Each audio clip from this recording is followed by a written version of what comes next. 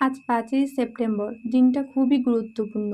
এই দিনে ভারতের প্রতি শিক্ষককে সম্মান ও ভালোবাসা প্রদান করা হয় প্রত্যেক স্কুল, প্রতিষ্ঠানে, কলেজে, এমনকি অনেক মা বাবাকেও, যারা ছেলেদেরকে ভালোভাবে মানুষ করেন।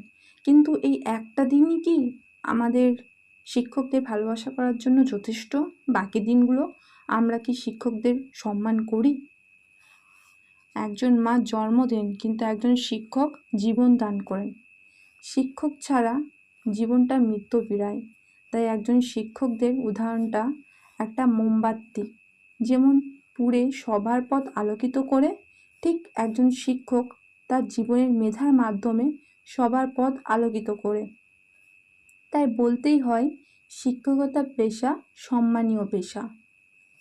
শিক্ষকরাই পৃথিবীর সব পেশার পোশাকদের তৈরি করেন।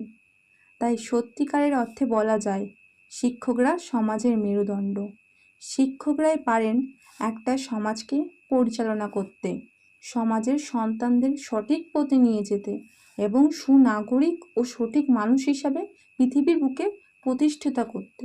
ডক্টর সর্বপল্লী রাধাকৃষ্ণন 1888 সালে 5ই সেপ্টেম্বর মাদ্রাজ, বর্তমানে চেন্নাই, ওখানে তিনি জন্মগ্রহণ করেন।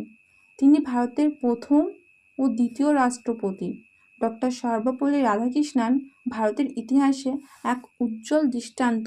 তিনি ছিলেন একজন শিক্ষক, দার্শনিক ও সফল রাজনীতিক, এবং তার সর্বোপরি উদাহরণটা আমরা বলতে পারি, তিনি ছিলেন একজন আদর্শ শিক্ষক।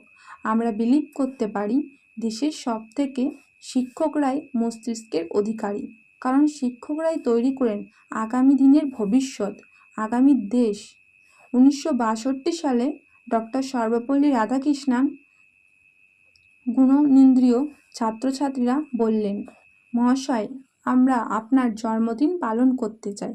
ডক্টর সর্বপল্লী রাধাকৃষ্ণন উত্তরে বললেন, তোমরা যদি আমার জন্মদিন পালন না করে এই দিনটাকে শিক্ষক দিবস হিসাবে পালন করো, তাহলে এটা আমার কাছে একটা গর্বের বিষয় হবে। তাই এখনো পর্যন্ত ডক্টর সর্বপল্লী রাধাকৃষ্ণনের জন্মদিনটা শিক্ষক দিবস হিসাবে পালন করা হয়। তাই একদিনের সম্মান এবং ভালোবাসা কি সত্যিকারের সম্মান এবং ভালোবাসা প্রদর্শন করা হয়? আমাদের শিক্ষকের প্রতি একটা দিন যথেষ্ট নয়। তাই আমি মনে করি, শিক্ষকদের 365টা দিনই সম্মান দেওয়া উচিত। কারণ একজন শিক্ষক একদিনের জন্য শিক্ষক নয়, সারা জীবনের জন্য শিক্ষক।